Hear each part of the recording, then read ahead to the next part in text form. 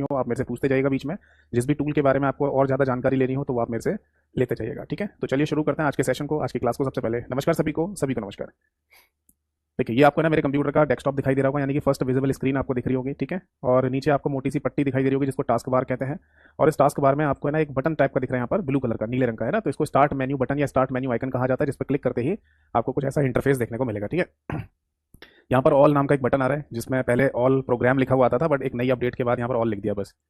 इसमें basically all programme की list आपको यहाँ पर देखने को मिल जाती है कि आपके कंप्यूटर में कौन कौन से प्रोग्राम सॉफ्टवेयर वगैरह इंस्टॉल है। तो हमें बेसिकली एक्सेल को ढूंढना है यहाँ पर। तो एक्सेल कहाँ लिखा हुआ ये रहा। जैसे हम इस पर क्लिक करेंगे तो आप नोटिस करेंगे कि अभी माइक्रोसॉफ्ट 365 लिखा हुआ है, यानी कि मैं आपको जो प्रैक्टिस करा रहा हूँ वो लेटेस्ट वर्जन पर प्रैक्टिस हो रही है, ठीक है। और ये जो स्क्रीन अभी आपके सामने खुल के आई है इसको वेलकम स्क्रीन कहा जाता है, जिस पर आपको कई सारी चीज़ें दिख रही होंगी। जैसे ऊपर की तरफ ये जो आपको टाइल टाइप की दिखाई दे रही हैं, इनको बेसिकली टेम्पलेट कहा जाता है। देखो यहाँ लिखा भी है मोर टेम्पलेट्स। अच्छा एक बात और बोलूँगा मैं, आज की जो क्लास है ना इसको आप HD क्वालिटी में ही देखना या 720p पर चेंज करके देखना, तभी आपको क्लियर दिखाई देगा, ठीक है। तो मोर टेम्पलेट्स पर जैसे हम क्लिक करेंगे तो यहाँ और ढेर सारे टेम्पलेट्स आपको देखने को मिल जाएंगे, ठीक है। सपोज दैट कि अगर आप एक्सेल का इस्तेमाल कर रहे हैं किसी और काम के लिए, नॉर्मल डाटा एंट्री की जगह कोई और काम करना है, जैसे आपको कोई बैलेंस शीट टाइप की बनानी है, तो वो फॉर्मेट है ना एक्सेल ने पहले ही आपको दिया है बनाकर। यहाँ पर इसको क्रिएट बटन पे क्लिक करोगे और बैलेंस शीट बनाना शुरू कर दो। या मान लीजिए आपका कोई मंथली कंपनी बजट टाइप का आपको बनाना है, ठीक है, तो आप ये फॉर्मेट का इस्तेमाल कर सकते हो, ठीक है। अगर आपको कोई बिजनेस इनवॉइस बनानी है तो वो आप है ना ये फॉर्मेट का इस्तेमाल कर सकते हैं। यहाँ पर अपना लोगो लगा दो, कंपनी का नाम चेंज कर दो, एड्रेस चेंज कर दो, है ना। तो बेसिकली ये सारी चीज़ें ना पहले से एक्सेल आपको दे रहा है, क्योंकि ऐसी छोटी छोटी चीज़ें हैं ना लोग बना नहीं पाते प्रॉपर तरीके से। फिर वो इधर उधर ढूंढते हैं कि कहीं से हमें ना ये फॉर्मेट मिल जाए ताकि हम अपनी रिक्वायरमेंट को पूरा कर सकें, ठीक है। तो ये चीज़ है ना आपको पहले से जो बना के दी जा रही है ना, इसी को टेम्पलेट के नाम से बेसिकली बोला जाता है, ठीक है। तो ऐसा एग्जाम में क्वेश्चन पूछ भी लेते हैं कि बताओ अगर प्री डिफाइंड फॉर्मेट्स हैं, यानी कि पूर्व निर्धारित फॉर्मेट्स आपको अगर दिए जा रहे हैं एक्सेल में, तो उनको क्या कहा जाता है, तो उनको बेसिकली टेम्पलेट्स के नाम से बोला जाता है, ठीक। अब यहाँ पर है ब्लैंक वर्कबुक, इस पर जैसे हम क्लिक करेंगे तो बेसिकली अब हमारे सामने ना एक्सेल की शीट खुल के आ गई है। तो यहाँ पर कुछ बेसिक बुनियादी बातें हैं जो मैंने थ्योरेटिकल वे में बताई थी, वो आपको जल्दी से बता दूं कि ऊपर जो आपको पट्टी दिखाई दे रही है इसको टाइटल बार बोलते हैं। अब टाइटल बार में बेसिकली आपको फाइल का नाम दिख रहा होगा यहाँ पर बुक 1, क्योंकि अभी तक हमने फाइल का नाम मैनुअली खुद से नहीं दिया है तो ऑटोमेटिक नाम यहाँ पर बुक 1 आ गया है। अगर आपको कुछ भी सर्च करना है तो यहाँ पर Alt+Q शॉर्टकट की देखो लिखी हुई दिखाई दे रही होगी। इस शॉर्टकट की का इस्तेमाल भी आप कर सकते हैं, या फिर आप यहाँ पर कुछ भी लिख दीजिए जो आपको सर्च करना हो। जैसे सपोज दैट कि मेरे को है ना यहाँ पर फॉर्मूला सर्च करना है, कुछ मतलब फॉर्मूले के बारे में जानकारी लेनी है, तो जैसे मैं यहाँ पर फॉर्मूला लिखूंगा और एंटर करूंगा तो देखो यहाँ पर ढेर सारी इन्फॉर्मेशन आ गई, है ना। आप फॉर्मूले से रिलेटेड इस पर जिस भी लिंक पे क्लिक करोगे ये कुछ ना कुछ आपको दे देगा, ठीक है। ऐसी अगर मान लो एक्सेल में आपको किसी भी टूल की जानकारी है, किसी भी टूल का नाम पता है, बट वो कैसे काम में लाया जाता है, वो कहाँ पर है, ये सब कुछ नहीं पता आपको, तो यहाँ पर आप सर्च बॉक्स में लिख दीजिए तो ऑटोमेटिकली आपको उसके बारे में इन्फॉर्मेशन मिल जाएगी, ठीक है। यहाँ पर लेफ्ट हैंड साइड में टाइटल बार के लेफ्ट हैंड साइड में आपको क्विक एक्सेस टूल बार दिया गया, जिसमें ये सारे टूल्स होते हैं, जैसे ऑटोमेटिकली सेव का, new, open, save, email, quick print, print preview and print, spelling, undo, redo, short ascending, short descending, ये सब है ना ऑप्शन आपको या फिर टूल कह दीजिए, आपको क्विक एक्सेस टूल बार के अंदर दिए गए। क्विक एक्सेस टूल बार का मतलब ये होता है कि आप जिन टूल्स पर है ना बहुत फ्रीक्वेंटली काम करते हैं, जिन टूल्स पर आपको ज्यादातर जल्दी जल्दी काम करना होता है, तो उन टूल्स को है ना आप यहाँ पर सामने अपने रख सकते हो। जैसे मेरे को अंडू रीडू बार बार करना होता है, देखो अंडू पे क्लिक करूंगा तो ये सिंबल बन के आ गया अंडू का। ऐसे है ना मैं रीडू पे क्लिक करूंगा तो देखो रीडू का सिंबल बन के आ गया यहाँ पर, ठीक है। Is it clear? अच्छा एक बात और ध्यान रखिएगा कि ये जो क्विक एक्सेस टूल बार है ना, इसको अगर आप चाहें तो इसे रिबन के नीचे भी ले जा सकते हैं। देखो यहाँ लिखा ना शो बिलो द रिबन, तो जैसे मैं ऐसे क्लिक करूंगा तो ऊपर देखो टाइटल बार में से लेफ्ट हैंड साइड से क्विक एक्सेस टूल बार हट गया है और आप पहुंच गया नीचे रिबन के, यहाँ पहुंच गया देखो। और इसे फिर से अगर ऊपर ले जाना है तो शो अबव द रिबन, तो ऐसे कर देंगे तो रिबन के ऊपर चला जाएगा। तो अगर आपसे पूछा जाए कि माइक्रोसॉफ्ट 365 वाले वर्जन में आप है ना क्विक एक्सेस टूल बार को रिबन के नीचे ले जा सकते हैं, तो आंसर है हाँ। रिबन के ऊपर ले जा सकते हैं, हाँ। रिबन के नीचे तो रिबन के नीचे ही दिखाई देती है, जैसे कि मैं फिर से करके दिखा देता हूँ आपको। यहाँ पर रिबन के नीचे अगर ले जाएंगे तो रिबन के जस्ट नीचे ही आपको दिख रही है ना, बट अगर रिबन से ऊपर ले जाना है आपको तो ये आपको टाइटल बार में मर्ज होता हुआ लेफ्ट हैंड साइड में दिखाई देगा, ठीक है। फिर यहाँ पर राइट साइड में देखिए ये ऑप्शन दे रखे हैं, ये है मिनिमाइज का, जिससे ना आप अपनी फाइल को नीचे टास्क बार में ले जा सकते हैं। बीच में ये बटन आ रहा है जिसको बोलते हैं रीस्टोर डाउन और मैक्सिमाइज, यानी अगर आप अपनी इस फाइल को स्क्रीन पर बीच में छोटा करके देखना चाहते हैं तो इसको रीस्टोर डाउन कहा जाता है, और अगर इसी बटन पर दोबारा से क्लिक कर दो तो ये मैक्सिमाइज हो जाएगा, यानी कि फुल स्क्रीन पर वापस आ जाएगा, ठीक है। और लास्ट में ना ये जो क्रॉस का बटन आपको यहाँ दिखाई दे रहा है इसको बोलते हैं बेसिकली क्लोज द एप्लीकेशन, ठीक है ना। यानी अगर आप इस एप्लीकेशन को क्लोज करना चाहते हैं एमएस एक्सेल की, जिस पर आपको काम नहीं करना है, तो आप इस रेड कलर के क्रॉस सिंबल पर क्लिक कर दीजिए तो आपकी ये एप्लीकेशन बंद हो जाएगी, जिसकी शॉर्टकट की मैंने लिखवाई थी आपको बोर्ड पर, Alt+F4 होती है, ठीक है। अब इसके बाद है ना नीचे आपको मेन्यू बार दिया हुआ है, ये सबसे पहले फाइल वाला, जिसके टूल आपको लेफ्ट हैंड साइड पर दिखते हैं। इसके बाद home, insert, page layout, formulas, data, review, view, help, power pivot, तो ये सब चीज़ें ना आपको यहाँ पर देखने को मिल जाएंगी। क्लियर है जी, समझ आ गया सभी को? तो फाइल के अंदर देखो ये सारे टूल आपको दिए गए होते हैं, न्यू का, ओपन, शेयर का, है ना, इन्फो नाम का, जैसे मैंने आपको बोला था कि इन्फो वाले बटन पर जैसे आप क्लिक करेंगे तो आपको है ना पूरी इन्फॉर्मेशन आपके सामने आ जाएगी फाइल की, जैसे कि फाइल का साइज़ क्या है, तो अभी हमने फाइल बनाई है तो साइज़ यहाँ पर आ नहीं रहा है। फाइल का टाइटल अभी हमने खुद से नहीं दिया है ना, कोई टैग वगैरह है ना, लास्ट मॉडिफिकेशन कब क्रिएट की गई थी ये फाइल, तो ये सब इन्फॉर्मेशन है ना आपके सामने यहाँ पर आ जाएगी। यहाँ पर भी कुछ टूल दे दिया, जैसे फाइल को है ना आप प्रोटेक्ट करना चाहें तो यहाँ से भी कर सकते हैं। ठीक है, save as, print, export, close, ये जो लास्ट में क्लोज वाला बटन दिया ना इसको समझ लीजिए कि इस क्लोज वाले बटन पर जैसे आप क्लिक करेंगे तो आपकी ये फाइल बंद हो जाएगी। देखना जरा, देखा आपने, क्लोज वाले बटन पर क्लिक करते ही फाइल गायब हो गई, जिसकी शॉर्टकट की कंट्रोल प्लस डब्ल्यू होती है ना। बट ये जो एप्लीकेशन है वो अभी भी खुली हुई है। यही बात मैंने आपको बताई थी कि फाइल को क्लोज करना और एप्लीकेशन को क्लोज करने में अंतर है। फाइल को क्लोज करने में फाइल क्लोज होगी, एप्लीकेशन क्लोज नहीं होती है, जबकि एप्लीकेशन को क्लोज करने पर एप्लीकेशन और फाइल दोनों क्लोज हो जाती है। ठीक है, तो अब आपको दोबारा से वही फाइल ओपन करनी है तो आप ऐसे ओपन कर लीजिए, या कोई दूसरी फाइल ओपन करनी है तो वो भी ओपन कर सकते हैं। ठीक है, इज दैट क्लियर? अब देखिए नीचे ये हो गया आपका मेन्यू बार। इसमें देखो file, home, insert, page layout, formulas, data, review, view, help और पावर पिवट जैसे ये आपको मेन्यू या टैब यहाँ पर देखने को मिल रहे हैं। ठीक है, आप किसी भी है ना मेन्यू या टैब पर क्लिक कर दो तो उसके टूल्स या कमांड्स है ना आपको नीचे की तरफ दिखाई देंगे रिबन पर।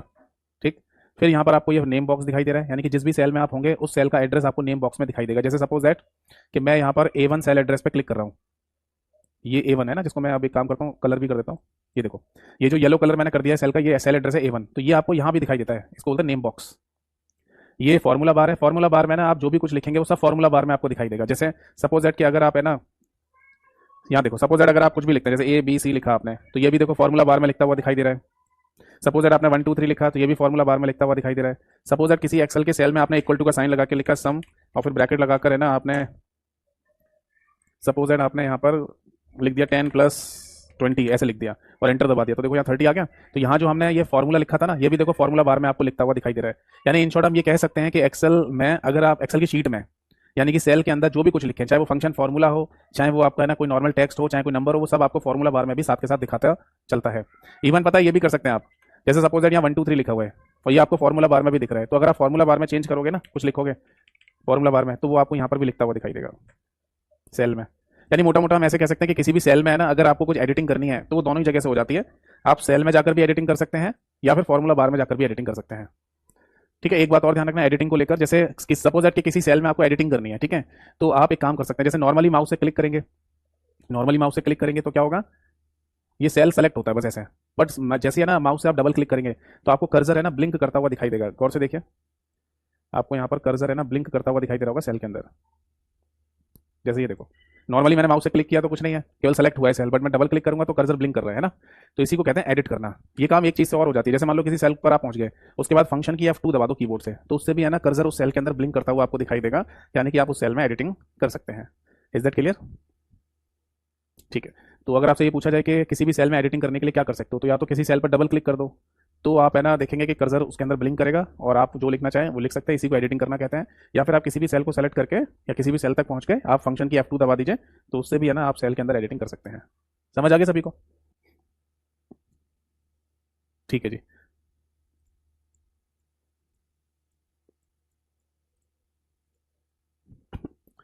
Is it clear?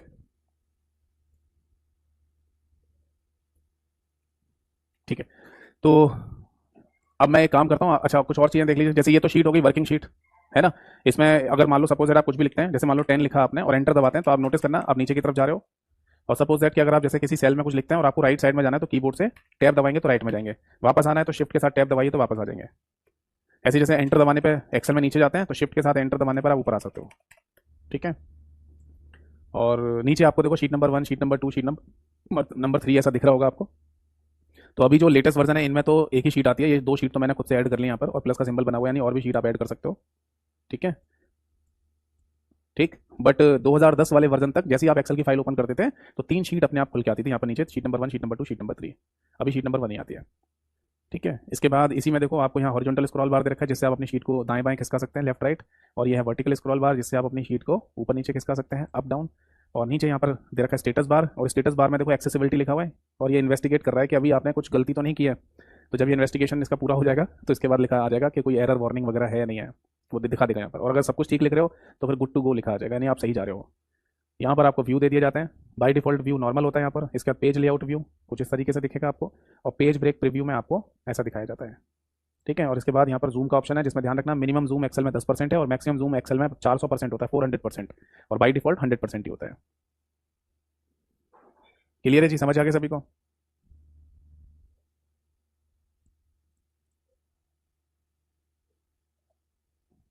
ठीक है। तो अब है ना फाइनली ये जो मेन्यू बार के मेन्यू या टैब दिए गए हैं, इनके बारे में चर्चा करते हैं, इनके बारे में डिस्कशन करते हैं। ठीक है जी, चलो।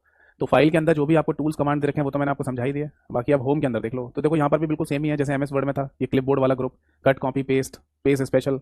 बस ये ध्यान रखना कि यहाँ पर पेस्ट स्पेशल की जो शॉर्टकट की है वो है control plus alt plus V, ये लिखा है control plus alt plus V, ये ध्यान रखना है। फॉर्मेट प्रिंटर टूल यहाँ पर भी दे रखा है, बट फॉर्मेट प्रिंटर टूल की यहाँ पर है ना कोई शॉर्टकट की नहीं होती है, एमएस वर्ड में थी है ना। ये आपको दे रखा है फॉन्ट, ठीक है। तो यहाँ पर भी एक्सेल में बाई डिफॉल्ट फॉन्ट कौन सा है, मैं यहाँ पर लिख के ये रहा एप्टॉस वाला बाई डिफॉल्ट कर दिया है, ठीक है। ये मैंने लिखवाया भी था। और ऐसे कोई लिस्ट आपको है ना नीचे गिरते हुए दिखाई दे रही है, खुलते हुए दिखाई दे रही है, तो उसको हम ड्रॉप डाउन मेन्यू या पुल डाउन मेन्यू कहते हैं। इसके बाद है ना ये आपको फॉन्ट के साइज़ की ड्रॉप डाउन मेन्यू दिख रही है, जिसमें आपको मिनिमम 8 और मैक्सिमम 72 दिख रहा है। बट मैनुअली अगर हम फॉन्ट का साइज़ यहाँ पर टाइप करना चाहें तो 1 टाइप कर सकते हैं, और मैक्सिमम मिनिमम 1 और मैक्सिमम 409। तो मैं 410 डाल के देखता हूँ और एंटर करता हूँ, तो देखो यहाँ पर एक छोटा सा विंडो खुल के आया है जिसको डायलॉग बॉक्स कहते हैं, और इसमें लिखा है font size must be between 1 and 409 points, यानी कि फॉन्ट का साइज आप 1 से लेकर 409 पॉइंट तक ही रख सकते हैं। ठीक है जी। बाकी बोल्ड, इटैलिक, अंडरलाइन, यहाँ पर देखो ये फॉर्मेटिंग टूल दे रखे हैं, ये बॉर्डर का टूल दे रखा है। सपोज दैट कि अगर आपको है ना ये जो एक्सेल की शीट दिख रही है रो और कॉलम वाली, ठीक है, और यहाँ पर है ना आप चाहते हैं कि आपके जो रो और कॉलम है, मतलब जो सेल्स हैं रो और कॉलम के इंटरसेक्शन से जो सेल बने हुए हैं वो आपको हाईलाइट करके दिखाने हैं, तो आप ये बॉर्डर अप्लाई कर सकते हैं। ढेर सारे बॉर्डर टूल होते हैं यहाँ पर, बट ऑल बॉर्डर का इस्तेमाल करेंगे तो आपके ये सारे सेल्स हाईलाइट होकर आ जाएंगे।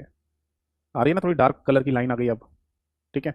ये टेक्स्ट का कलर है, मान लो अगर आप किसी सेल में कुछ लिखते हैं, अगर किसी सेल में कुछ लिखते हैं उसका कलर आपको चेंज करना है तो यहाँ से चेंज कर सकते हो टेक्स्ट कलर से।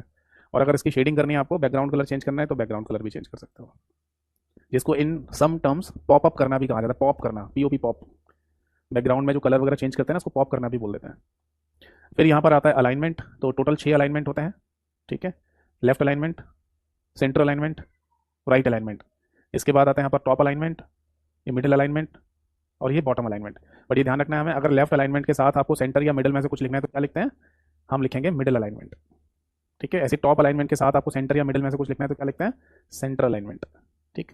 फिर ये आ जाता है सेल ओरिएंटेशन, जैसे अगर आप किसी भी सेल के अंदर कुछ लिखना चाहते हैं, सपोज दैट इस सेल को थोड़ा सा मैं बड़ा कर लेता हूँ, ठीक है। कॉलम की विड्थ को हमने बढ़ा दिया और रो की हाइट को हमने बढ़ा दिया। अब यहाँ लिख दिया सपोज दैट हमने हेलो, इसको बिल्कुल है ना बीच में लाना है, तो क्या करना होगा हमको, इसको सेंटर और मिडिल में लाना पड़ेगा, ठीक है। अब देखो इसको हम क्लॉकवाइज और काउंटर क्लॉकवाइज घुमाना चाहते हैं तो ऐसे घुमा सकते हैं, ठीक है। इसको बेसिकली कहा तो सेल मतलब कहा तो ओरिएंटेशन ही जाता है, बट चूंकि ये सेल के अंदर हो रहा है तो इसलिए सेल ओरिएंटेशन भी कह सकते हैं, पर लिखा हुआ ओरिएंटेशन ही आता है जैसे यहाँ लिखा हुआ है, ठीक है। ठीक है, ऐसे दिखाना चाहें तो ऐसे भी दिखा सकते हो। क्लियर, चलो आगे देखो। इसके बाद रैप टेक्स्ट, जैसे सपोज दैट कि आपने लिखा है यहाँ पर हेलो वर्ल्ड। अब आप चाहते हैं कि हेलो वर्ल्ड जो लिखा है इसमें हेलो के नीचे वर्ल्ड शब्द आ जाए, तो रैप टेक्स्ट कर दो तो ऐसे आ जाएगा। अब जैसे यहाँ लिखा हुआ है हेलो, यहाँ लिखा हुआ है वर्ल्ड, और यहाँ लिखा है मान लीजिए एबीसी, ठीक है। अब आप चाहते हैं कि है ना ये अच्छा नहीं लग रहा मेरे को, हेलो वर्ल्ड एबीसी एक साथ लिखा हुआ आ जाए सेंटर में, ऐसा कुछ करना है, तो आप क्या कर सकते हैं, ऐसे सेल्स को सेलेक्ट करो माउस के लेफ्ट क्लिक बटन से और मर्ज एंड सेंटर पर क्लिक कर दो। अब जैसे ही मर्ज एंड सेंटर पर क्लिक करेंगे तो अब आप जो भी लिखेंगे वो बिल्कुल बीच में आ जाएगा, तो इसी को बेसिकली मर्ज एंड सेंटर के नाम से बोला जाता है, ठीक है। आगे देख लीजिए। सपोज दैट कि अगर आप है ना किसी सेल के अंदर कोई नंबर लिखते हैं, जैसे 600 लिखते हैं, ठीक है। अब आप 600 को है ना कई सारे फॉर्मेट्स में चेंज करना चाहते हैं, मैं यहाँ लिखता हूँ ठीक है। जैसे आप इसको ना नंबर फॉर्मेट में लिखना चाहते हैं तो नंबर फॉर्मेट में .00 और लग के आ जाएगी। करेंसी फॉर्मेट में ऐसा हो जाएगा, अकाउंटिंग फॉर्मेट में ऐसा हो जाएगा। आप बोलेंगे सर करेंसी में और अकाउंटिंग में कोई चेंज तो दिखा नहीं, फिर से देख लो, करेंसी फॉर्मेट में ऐसा और अकाउंटिंग में ऐसा, बट अंतर क्या है देखो, मैं जैसे ही कॉलम की विड्थ को आगे बढ़ाऊंगा या ज़्यादा करूंगा तो रुपीज़ का सिंबल अलग हो जाता है और नंबर्स अलग हो जाएगा, ये अकाउंटिंग फॉर्मेट कहलाती है, ठीक है। इसके बाद किसी नंबर को शॉर्ट डेट में डालना है तो ऐसे आ जाएगा, लॉन्ग डेट में डालना है तो ऐसे आ जाएगा, टाइम में डालना है तो अभी टाइम आपको 0000 करके दिखाएगा, परसेंटेज में ऐसे आ जाएगा, फ्रैक्शन अगर हो सकता है तो फ्रैक्शन दिखा देगा, तो अभी तो फ्रैक्शन नहीं हो सकता, 600 कंप्लीट नंबर है, और साइंटिफिक रूप में देखना है तो ऐसे आ जाएगा यानी मोटा मोटा हमें समझ में आ गया कि अगर हम किसी भी नंबर को है ना नंबर फॉर्मेटिंग में चेंज करके देखना चाहते हैं तो ऐसे चेंज कर सकते हैं, ठीक है। अब एक काम करते हैं, यहाँ पर कुछ डेटा लिख लेते हैं, ठीक है। जैसे सपोज दैट क्या है ना यहाँ पर लिखा हुआ है 10 20 30 40 50 60 है ना, ऐसे लिखा हुआ है। अब आप चाहते हैं ना कि इस डाटा में आपको फिल्टर टाइप का करना है कुछ, कैसे, जैसे आप ये चाहते हैं कि इसमें जो 50 ये 30 से बड़ी जितनी भी संख्या है वो हाईलाइट होकर आ जाए। आप बोलेंगे सर इसमें दिख तो रही है 40 और 50 30 से बड़ी संख्या है, तो देखो ये तो छोटा सा डेटा है जिस पर हम एग्जांपल सेट करके बता रहे हैं ये बात। बट जब ये शीट बहुत बड़ी शीट हो जाए, जब ये शीट बहुत बड़ी शीट दिखाई देने लगे, तब ये ढूंढना है ना मुश्किल होता है और फिर गलती होने के चांस भी हो सकते हैं। तो इससे बेहतर ये है कि आप टूल दे रखें तो उनका यूज़ करो ना। जैसे आप इस पूरे डाटा को सेलेक्ट करने के बाद यहाँ दे रखा है कंडीशनल फॉर्मेटिंग स्टाइल वाले ग्रुप के अंदर, तो यहाँ पर हाईलाइट सेल रूल लगा दो ग्रेटर देन वाला। और भी कंडीशन है, less than, between, equal to, text that contain data occurring duplicate value, ये सब दे रखे हैं।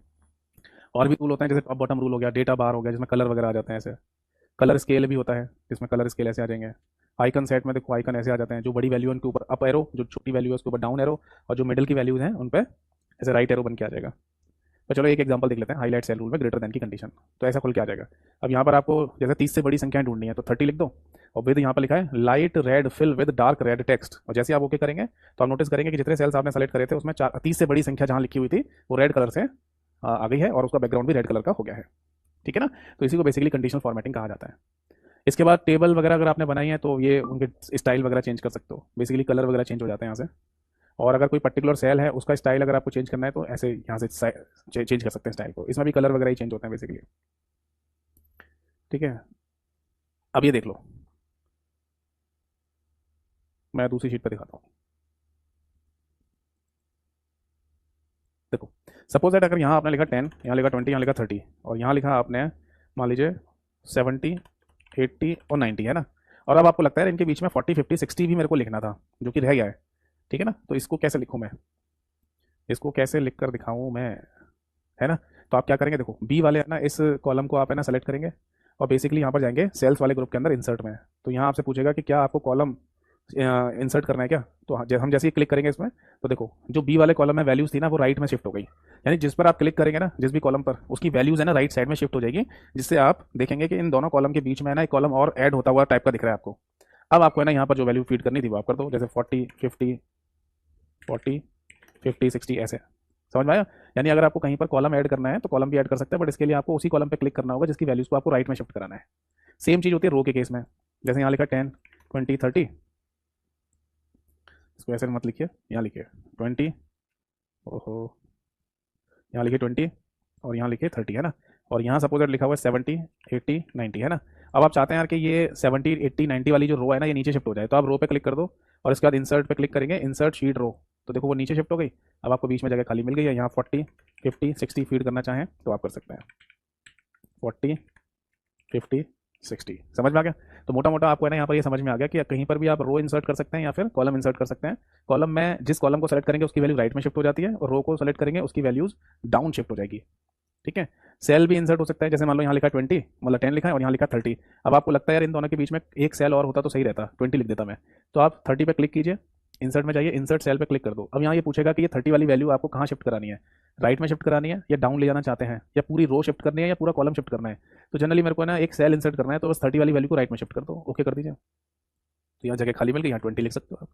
ठीक है। तो इस तरीके से आप शीट इंसर्ट कर सकते हैं। देखो शीट इंसर्ट करने का भी ऑप्शन यहाँ पर आ रहा है, इसकी अपनी शॉर्टकट की भी होती है शिफ्ट प्लस F11। तो वो शीट यहाँ नीचे इंसर्ट होगी, शीट नंबर 1, 2, 3, 4 लिखा है, अब शीट नंबर 5 आ जाएगा अगर आप यहाँ से शीट को इंसर्ट करते हैं तो। आगे देखो शीट नंबर 5। ठीक है। तो ऐसे शीट को भी इंसर्ट कर सकते हैं, शॉर्टकट की से भी शीट इंसर्ट की जा सकती है। सेम चीज़ है ना, आप डिलीट भी कर सकते हैं। किसी सेल को डिलीट करना है तो उसी पर्टिकुलर सेल पर क्लिक कर दो, वो डिलीट हो जाएगा। जैसे इस पर क्लिक करना है और डिलीट करना है ये सेल तो डिलीट हो जाएगा। अब उसने पूछा था मेरे से कि जो सेल डिलीट हो रहा है तो क्या और बाकी जो आगे की वैल्यूज़ हैं वो आप शिफ्ट अप करना चाहते हैं, तो हाँ शिफ्ट कर दिए। ठीक है। बाकी है ना देखो रो, किसी रो को आपको डिलीट करना है, जैसे ये वाली रो डिलीट करनी है तो रो डिलीट कर सकते हो आप। ऐसी सपोज आपको ये वाला कॉलम डिलीट करना है तो कॉलम डिलीट कर सकते हो। ठीक है।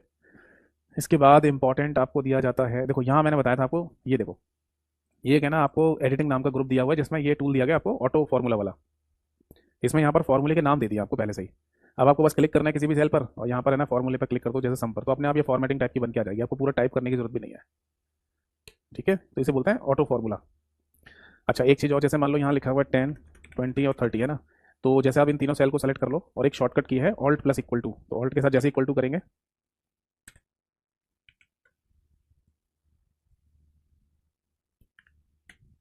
देखा आपने, जैसे मैंने ऑल्ट के साथ इक्वल टू दबाया 10, 20, 30 को जोड़कर यहाँ नीचे 60 आगे लिखा हुआ है। तो ये सम की शॉर्टकट की है पूरे एक्सेल में, किसी और फंक्शन फॉर्मूले की कोई शॉर्टकट की नहीं है, केवल सम की शॉर्टकट की दे रखी है, वो है ऑल्ट प्लस इक्वल टू।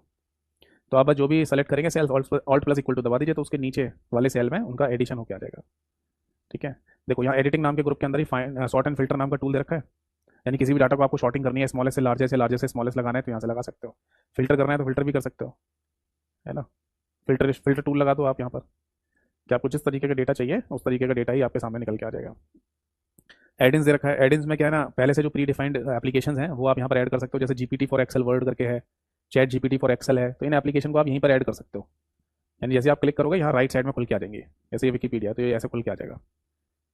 तो अब है ना, मतलब ऐसा नहीं है कि आप एक्सेल एप्लीकेशन इस्तेमाल कर रहे हैं तो केवल इसी का इस्तेमाल करेंगे, और भी कई सारी एप्लीकेशन साथ के साथ में आप यूज़ कर सकते हैं जिनकी लिस्ट आपको यहाँ पर मिल जाएगी। बट यहाँ जो लिस्ट दे रखी है ना, केवल इन्हीं एप्लीकेशन को आप यहाँ पर ला सकते हो। तो इसी को बोलते हैं एडिंग्स वाला, एडिशनल एप्लीकेशन को ऐड करना। फिर दे रखा है एनालाइज डेटा, जो भी आपने शीट पर डाटा लिखा है ना उसको एनालाइज करते हुए एक पूरी रिपोर्ट टाइप की बना के दे देगा। ठीक है, ऐसा बन के आ जाता है।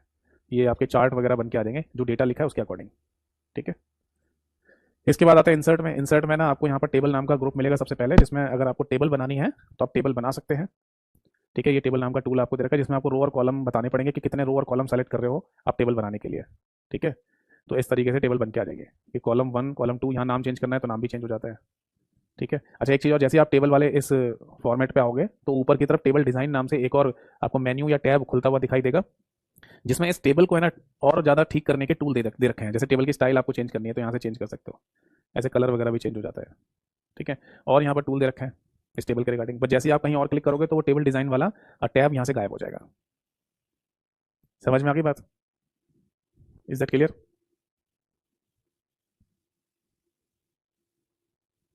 चलो अब आगे देखते हैं। इंसर्ट के अंदर है ना आगे आपको और भी, जैसे इलस्ट्रेशन, ये भी बिल्कुल सेम है एमएस वर्ड वाला, जैसे मैंने बताया था आपको। आपको अपने कंप्यूटर से कोई फोटोग्राफ लानी है किसी सेल के अंदर या सेल्स के ऊपर लानी है तो ये दोनों टूल आपको यहाँ दे रखे हैं। कोई शेप आकृति लानी है तो यहाँ से ला सकते हो। कोई आइकन यानी कार्टून टाइप की इमेज अगर आपको एक्सेल की शीट पे लानी है तो आप ला सकते हैं। ठीक है, 3D मॉडल अगर आपको कोई लगाना है यहाँ पर तो वो लगा सकते हो। स्मार्ट आर्ट जिसको हम प्री डिफाइंड ग्राफिक्स कहते हैं वो अगर लाना है तो आप ला सकते हो। ये बिल्कुल सेम वैसा ही है जैसे एमएस वर्ड में मैंने आपको बताया था। और स्क्रीन शॉट नाम का टूल भी आपको वैसा ही दे रखा है। ठीक है, एक चीज़ और नई अपडेट होकर आ गई है इसमें, चेक बॉक्स। अगर आप किसी सेल में ऐसे चेक बॉक्स लगाना चाहें तो आप ये लगा सकते हो, जो पहले नहीं होता था अभी दे दिया गया है। मान लो आप है ना जैसे कोई डेटा लिख रहे हैं, येस यहाँ लिखना है आपको नो, और यहाँ लिखना है नो आइडिया। ठीक है, तो ऐसा कोई डेटा आप बना रहे हो एक्सेल में, ठीक है, और सपोज दैट कि आपको फिर उसके सामने टिक करवाना है कुछ, तो ऐसे चेक बॉक्स बना सकते हो, येस करवाना है या नो करवाना है। ठीक है, या नो आइडिया करवाना है, तो ऐसे चेक बॉक्स भी डाल सकते हैं आप। ठीक है, इसके बाद इंसर्ट में ना आपको आगे ये चार्ट वगैरह मिल जाते हैं। हाँ, चार्ट का एक क्वेश्चन देख लो। जैसे देखो ये चार्ट मैंने बनाया हुआ है, ठीक है, ये पूरी शीट के, ये शीट के ऊपर चार्ट आ रहा है, पूरी शीट जैसा बन के नहीं आ रहा। पूरी शीट जैसा चार्ट है ना, देखो इसमें नहीं है, मैं पहले ये देख लो। अगर आप कोई डाटा सेलेक्ट करते हो शीट के ऊपर अगर चार्ट बन के आ जाए तो इसको तो बोल देते हैं एम्बेडेड चार्ट। ठीक है, बट सपोज दैट अगर आपने कोई डाटा सेलेक्ट किया, ये डाटा को सेलेक्ट किया आपने, है ना, और फिर अगर आप देखते हैं कि पूरी स्क्रीन पर पूरी शीट पर ये ना चार्ट जैसा बन के आ गया है, तो इसको चार्ट शीट कहा जाता है, जिसके लिए नीचे देखो चार्ट 1 लिखा हुआ भी आ रहा है। जबकि शीट नंबर 1 पे चार्ट बना हुआ है तो नाम शीट नंबर 1 ही लिखा आ रहा है, बट यहाँ पर देखो चार्ट नंबर 1 लिखा आ गया। इसका मतलब चार्ट एक शीट की तरह बन के आ रहा है, इसलिए इसको चार्ट शीट कहते हैं। और इसमें अगर आपको कुछ चेंज या बदलाव करने हैं तो इसके लिए ऊपर देखो आप चार्ट डिज़ाइन नाम से एक और टैब आ जाता है, या फॉर्मेट नाम से भी एक और टैब आ जाता है। ठीक है, बस जैसे आप कहीं और जाएंगे तो ये गायब हो जाएंगे। ठीक है, तो चार्ट आप बना सकते हैं। बाय डिफॉल्ट चार्ट की शॉर्टकट की आपको मैंने लिखवाई थी F11। ठीक है, जिससे कॉलम चार्ट बन के आ जाएगा आपके सामने।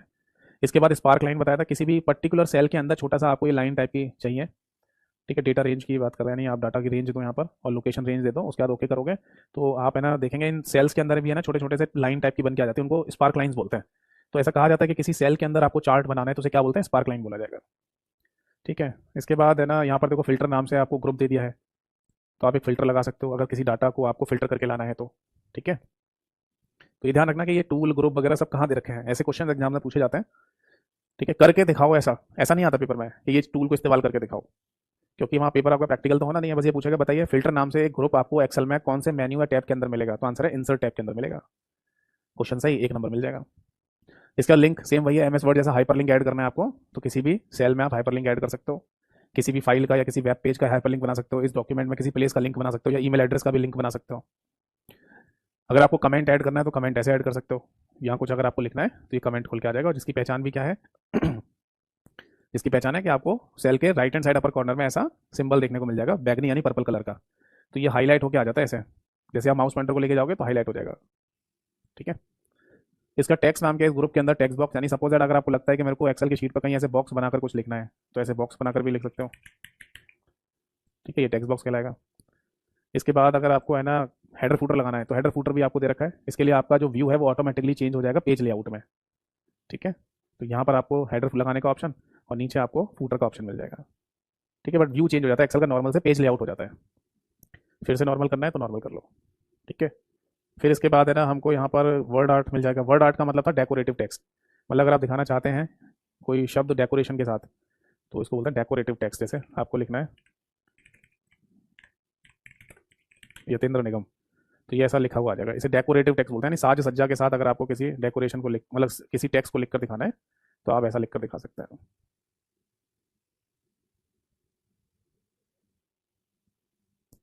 समझ आ गया सभी को? इसके बाद है ना इंसर्ट के अंदर है ना आपको टेक्स्ट वाले ग्रुप के अंदर फिर सिग्नेचर लाइन मिल जाएगी, ठीक है। ऑब्जेक्ट ये सिग्नेचर लाइन तो मैंने बताया भी था, अगर आपको अपना साइन टाइप का यहाँ पर लिख कर दिखाना चाहते हैं तो वो लिख कर दिखा सकते हैं, ठीक है। ऐसा खुल के आ जाएगा आपके सामने। यहाँ पर आपको लिखना पड़ेगा जो भी साइन लिखना चाहें, मतलब बेसिकली अपना नाम लिखना चाहें तो वो लिख सकते हैं आप, ठीक है।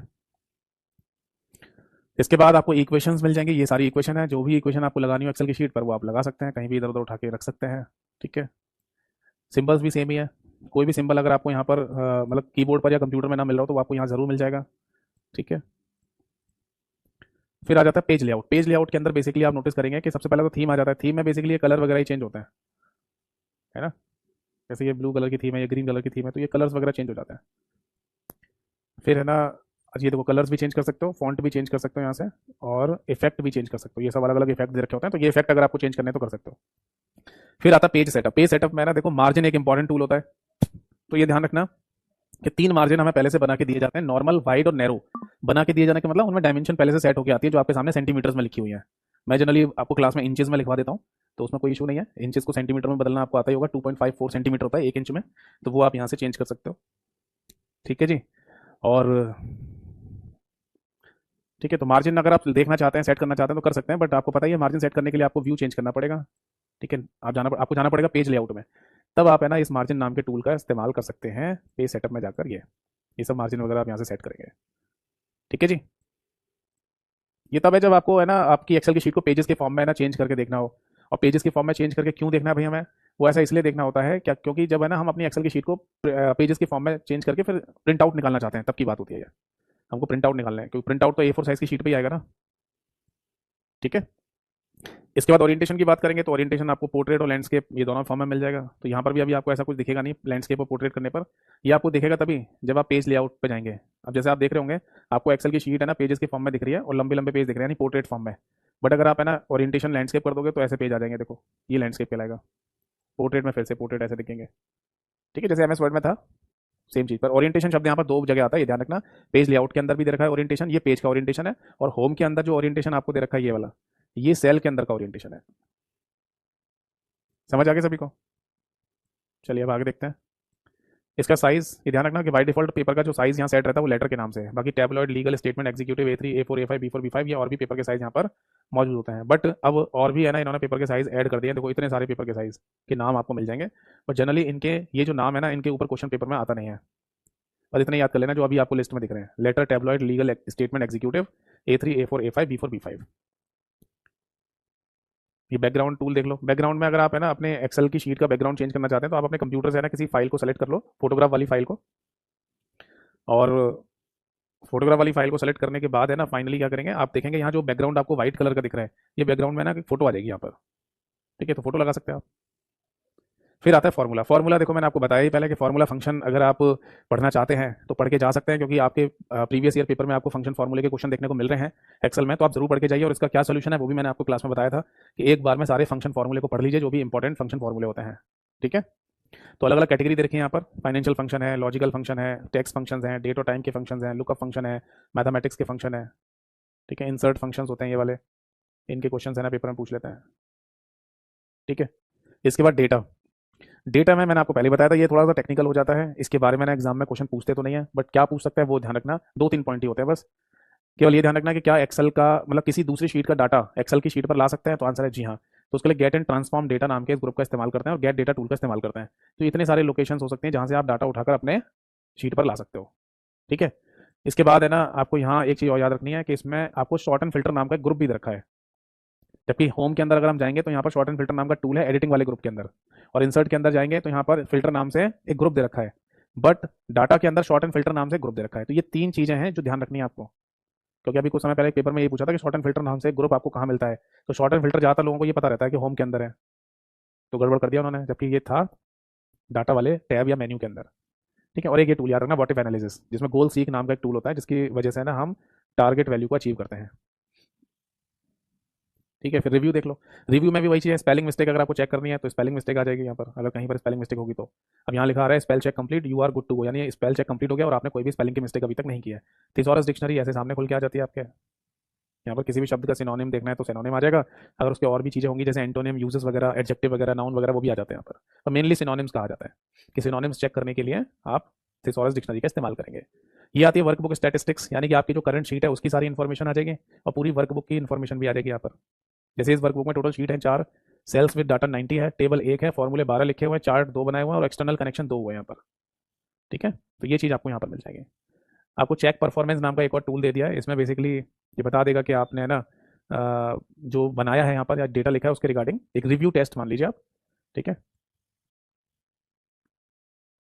एक्चुअली क्या है ना, देखो डेटा मतलब एक्चुअली एक्सेल का इस्तेमाल है ना डेटा एंट्री के लिए किया जाता है, और डेटा एंट्री के टाइम पर है ना बहुत सारी चीज़ें काम करती हैं कि आप किस तरीके से डेटा को एंटर करा रहे हो, लिख रहे हो, कोई एरर वार्निंग तो नहीं है। तो इसको ही है ना जज करने के लिए यहाँ पर कई सारे टूल देते हैं, जैसे चेक परफॉर्मेंस नाम का टूल दे दिया है। देखो जैसे लिखा है, if your workbook is being slow, improve its and performance by optimizing the file, यानी अगर आपकी वर्कबुक में ऐसा है कि कुछ ये, अब स्लो का मतलब ये चल थोड़ी रही है जो धीमी टाइप की दिखाई देगी, मतलब वो प्रॉपर तरीके से नहीं है जैसा बनाना या जैसी बननी चाहिए।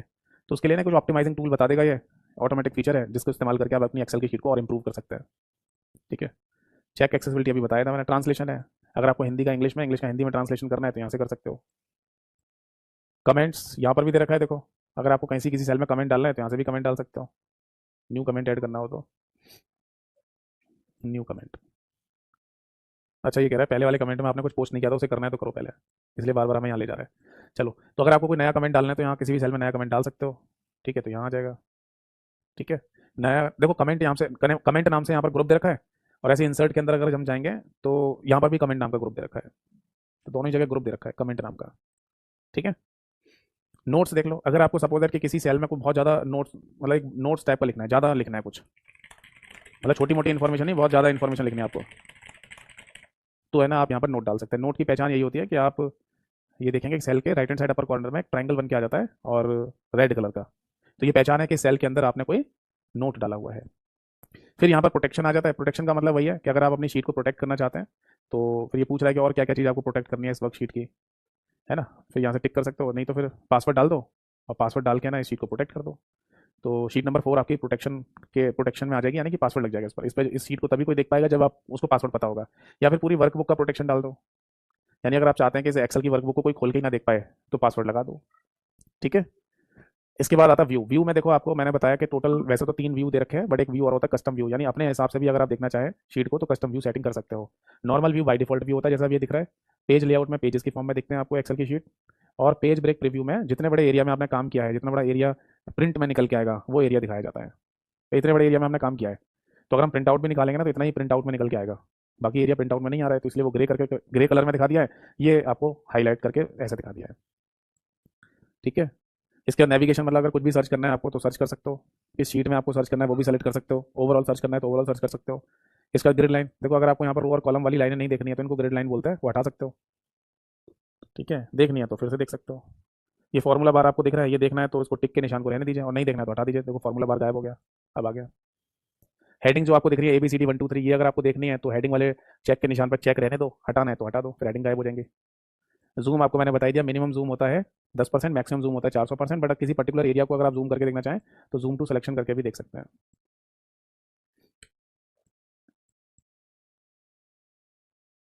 ठीक है, तो वो मैक्सिमम जूम करके ना उसमें दिखा देगा आपको। इसके अलावा ये चीज़ देख लो, सही है, जैसे ये देखो न्यू विंडो का मतलब इसी फाइल को दोबारा से ओपन करना, अरेंज ऑल का मतलब आप कई सारी फाइलें खुली हुई हैं उनको अरेंज करना चाहते हैं तो टाइल की फॉर्म में, हॉरिजॉन्टल वर्टिकल कास्केड जिस फॉर्म में करना चाहें कर सकते हैं, ये मैंने बोर्ड पर आपको बताया था। बाकी और देखना चाहें तो ऐसे कर लो, जैसे न्यू विंडो में क्लिक करता हूँ तो यही फाइल दोबारा खुल गई, फिर से एक बार और खोल लेते हैं इसी फाइल को। ठीक है, अब मान लो जितनी भी फाइलें हैं ना, मतलब एक ही फाइल को मैंने 3 बार खोल लिया है, तो इस पर भी ये चीज़ करके देख सकते हैं हम कि सारी फाइलों को हम वर्टिकल करके देखना चाहते हैं, तो देखना क्या होगा, ऐसे आ जाती हैं तीनों फाइलें, मतलब खैर है तो ये एक ही फाइल, 3 बार खोल लिया तो 3 फाइल मान लो, समझ आ गया सभी को? अगर आप इन तीनों फाइलों को है ना हॉरिजॉन्टल लिखना चाहें तो ऐसे आ जाएंगी फाइलें। अगर आप इन्हीं फाइलों को कास्केड के रूप में देखना चाहें तो ऐसे आ जाएंगे, देखो ऐसा लग रहा है एक के पीछे फाइलें हैं, ठीक है। और अगर आप इन्हीं फाइलों को देखना चाहते हैं टाइल के रूप में तो ऐसे आ जाएंगे। समझ आ गया? अब ये फ्रीज वाला देख लो, ये सही है।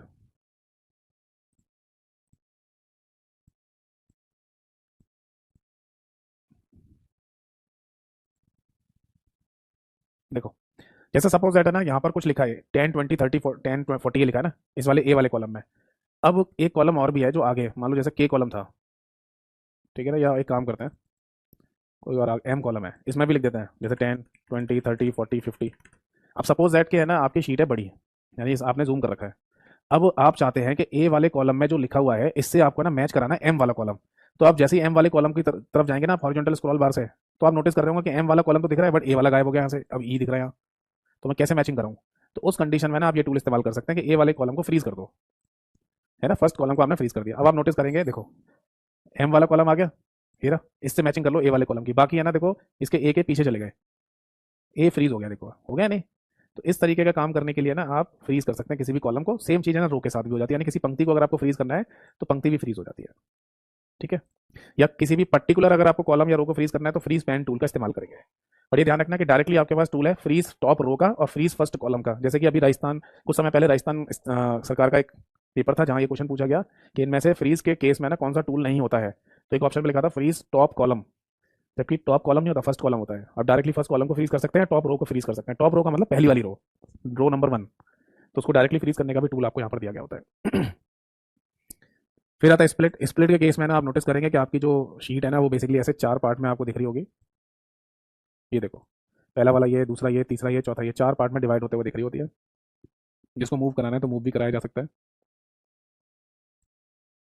मतलब एक ही शीट को आपको है ना 4 पार्ट में मूव करा के देखना है तो वो आप कर सकते हो ऐसा। ये ऐसा तब किया जाता है जब शीट बहुत बड़ी हो गई है, बहुत बड़ा डेटा आपने लिख दिया शीट में, ठीक है ना, तब उस केस में मतलब एक पोर्शन आपको यहाँ खोलना है, एक पोर्शन यहाँ खोलना है, एक पोर्शन यहाँ, एक पोर्शन यहाँ खोलना है, तो वैसा किया जाता है, ठीक है साहब। इसके बाद है ना, अगर आपको ये शीट कोई हाइड करनी है, अनहाइड करनी है, तो यहाँ से हाइड कर सकते हो। शीट नहीं, विंडो, विंडो मतलब वर्कबुक यानी फाइल, ठीक है। ध्यान रखना यहाँ जो हाइड नाम का टूल दे रखा है ये hide the current window, current window का मतलब फाइल, जो फाइल खुली हुई है उसकी, वो अगर आपको हाइड करनी है तो यहाँ से कर सकते हो। स्विच विंडो में है ना आपको पता है जितनी भी फाइलें खुली होती हैं उनकी लिस्ट आ जाती है यहाँ पर, उनमें इजीली स्विच करना हो आपको कि पहली फाइल से दूसरी में, दूसरी से फिर पहली में जाना है तो यहाँ से कर सकते हो। ये काम यहाँ से भी हो जाता है, नीचे टास्क बार से जितनी फाइलें खुली होती हैं वो यहाँ पर भी दिख रही होती है, यहाँ से भी स्विच कर सकते हो। फिर आता है मैक्रोस। मैक्रोस की रिकॉर्डिंग अगर आपको करनी है तो यहाँ से कर सकते हैं। ये बिल्कुल सेम है जैसे एमएस वर्ड में मैंने आपको बताया था। व्यू मैक्रो की शॉर्टकट की याद रखना कि जितनी भी मैक्रो रिकॉर्डिंग आपने बनाई है उनको एक जगह देखना चाहते हैं तो Alt+F8 शॉर्टकट की का इस्तेमाल कर सकते हैं, जो अक्सर एग्जाम में पूछी भी जाती है। ऐसे खुल के आ जाते हैं, यहाँ मैक्रो की रिकॉर्डिंग आ जाएगी, जितनी भी रिकॉर्डिंग करी होंगे उनके नाम यहाँ लिखे आ जाएंगे। ये Alt+F8 से भी खुल के आ जाती है। फिर आता है हेल्प। हेल्प में देखो मैंने बताया था 2 ग्रुप हैं, एक हेल्प के नाम से और एक कम्युनिटी के नाम से, है ना। हेल्प में बेसिकली क्या होता है, ये सारे टूल वही रखे हैं जो एमएस वर्ड में थे, बट यहाँ एक कम्युनिटी नाम का ग्रुप और दे दिया है। इसमें बेसिकली क्या है ना, देखो ये दोनों वेबसाइट के थ्रू खुलेंगे। जैसे मैं कम्युनिटी पे क्लिक करूंगा तो एक्सेल कम्युनिटी वेबसाइट खुल जाएगी, देखो। तो जो एक्सपर्ट्स लोग होते हैं ना वो इस कम्युनिटी में लिखते रहते हैं एक्सेल के बारे में, तो आपको अगर बहुत ज़्यादा इंटरेस्ट है या आप एक्सेल पे काम करते हैं तो इनको यहाँ से पढ़ सकते हो, हेल्प ले सकते हो, ठीक है। और यहाँ पर ये रखा है एक्सेल ब्लॉग, तो ये भी वेबसाइट के थ्रू खुलता है। अगर किसी को कुछ लिखना है एक्सेल के बारे में तो वो अपना ब्लॉग यहाँ पर छोड़ सकता है, लिख सकता है, ठीक है साहब। ब्लॉग लिखने के लिए पहले आपको साइन इन वगैरह रजिस्टर वगैरह करना पड़ेगा, फिर अगर आपको ब्लॉग लिखना है तो आप लिख सकते हो। तो ये है ना बेसिकली टूल है ना आपको यहाँ पर दिए गए हैं एक्सेल के अंदर, ठीक। मैं आपको फिर से बता दूं कि एक्सेल का प्रैक्टिकल तो आएगा नहीं, आएगा थ्योरेटिकल ही। तो आपको ये थ्योरेटिकल चीज़ें पता होना पहले ज़रूरी है, जैसे मैंने बोर्ड पर आपको थ्योरेटिकल चीज़ें लिखवाई थी और बाकी प्रैक्टिकल भी करके मैंने दिखाई दिया आपको एक्सेल का। ये पावर पिवट ये भी बता दिया था मैंने, देखो यहाँ पर भी ये टेक्निकल टूल्स होते हैं जो आपके सिलेबस से बाहर हैं, आपके सिलेबस में आते नहीं है। जैसे डेटा मॉडल कैसे बनाते हैं, केपीआई कैसे क्रिएट करते हैं, है ना, कोई डाटा मॉडल कैसे ऐड करते हैं, तो ये सब चीज़ें आपके सिलेबस से आउट ऑफ सिलेबस हैं, बाहर हैं, ये आपके एग्जाम में नहीं आती है। एक बेसिक फंडामेंटल जो क्वेश्चन पूछे जाते हैं वहाँ पर पावर पिवट के एग्जाम में क्वेश्चन नहीं आते, बस पिवट टेबल क्या होती है वो भी चीज़ ध्यान रखना बस, ठीक है। चलिए तो कोई डाउट है तो पूछो, फिर नहीं तो आज के सेशन को हम यहीं पर समाप्त करते हैं। अब अगली नेक्स्ट क्लास में ना हम पावर पॉइंट वाले अपने टॉपिक को डिस्कस करेंगे, ठीक है साहब। कोई डाउट है तो पूछ लीजिए। पावर पॉइंट है ना इतना बड़ा नहीं है, वो जल्दी खत्म हो जाएगा, उसमें है ना मैं समझ रहा हूँ 3 4 क्लास या 4 5 क्लास होंगी मैक्सिमम से मैक्सिमम, अरे 3-4 क्लासेस में भी जनरली खत्म हो जाता है। फिर ये हमारा एमएस ऑफिस खत्म हो जाएगा। इसके बाद फिर हम अपना इंटरनेट शुरू करेंगे, फिर नेटवर्किंग है। फिर इंटरनेट नेटवर्किंग में थोड़ा सा टाइम लगता है, उसके बाद के सारे चैप्टर्स हैं ना वो छोटे छोटे होते हैं, एक एक दो दो क्लास के चैप्टर्स हैं। ठीक है, चलो फिर आज के सेशन को यहीं पर समाप्त करते हैं, अगली क्लास में मिलेंगे और पावर पॉइंट को स्टार्ट करेंगे।